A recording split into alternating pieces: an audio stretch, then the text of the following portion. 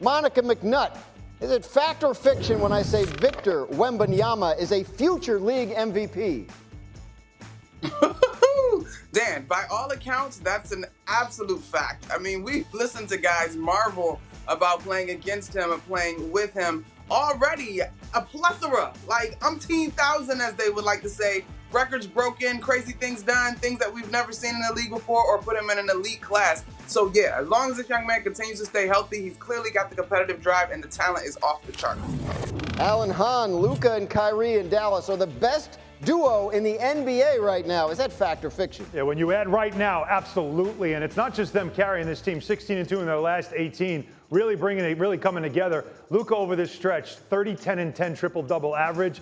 And Kyrie, a very efficient 50, 40, 90 run as well. But this team also has the number one defense. So it's not just him, not just those two. It's a really good supporting cast, and they are a sleeper in the West. Monica, if I said the Golden State Warriors are a bigger threat to do something in the playoffs than the Lakers are, fact or fiction? Well, I'm gonna have to go fiction on this one. My whole thing with these two teams that are battling for 9 and 10 in standings has been the Lakers' size. When they decide to lock it in defensively, this run they've been on as of late, LeBron James, Anthony Davis, their ability to put pressure at the rim. Now, it doesn't mean that Steph Curry and the company can't get hot, but I think the advantage here is with the Lakers. Yeah, well, we'll see. They're both going to be in the play-in. Here we go. We ought to take a look at the standings here. They're both going to be in the play-in. They've locked in their spots, so they're going to have to do some work just to get to the point where they can even threaten one of these teams that's not in the play-in. But assuming one of them gets through, Alan, which one do you give a better chance to make some noise? I give a better chance to the Lakers. They've fared better against the top teams in the Eastern Conference, Western Conference. As long as they don't play against Denver. They haven't beaten Denver in 8 straight games. So that's one matchup that doesn't really bode well for them. But if they match up with OKC in the first round, that could benefit them because of their experience. Anytime you have LeBron James on the floor, you have a chance to win a playoff series. So I give them a better chance because the Warriors are 1-10 against the top teams in the top 3 teams in the West.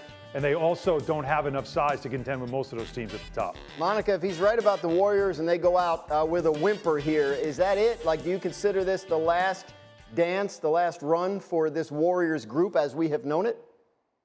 Oh, I definitely think things are changing, Dan. I think this year we've seen, and candidly, last week we ran the sound of Draymond Green and Klay Thompson having this conversation. Like, I think they're sort of at the end of the run in terms of the dynasty, both in terms of the toll that it's taking for Steph to kind of carry this team, Draymond Green's growing still in his decision-making, and I think there's a little less patience there.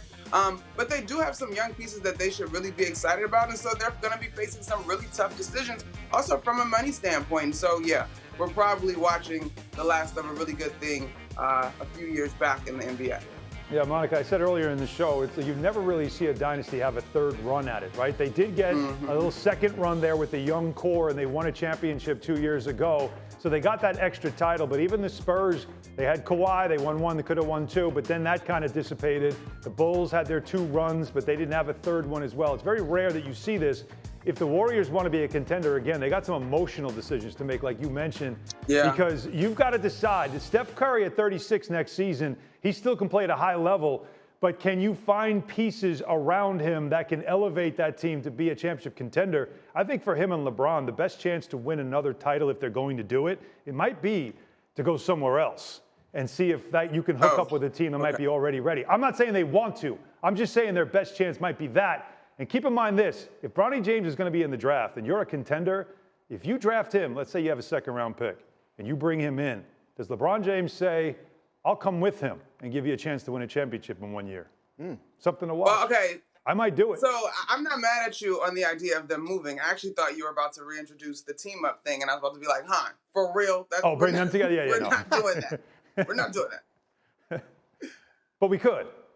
It would make for a great segment. Who would go to where?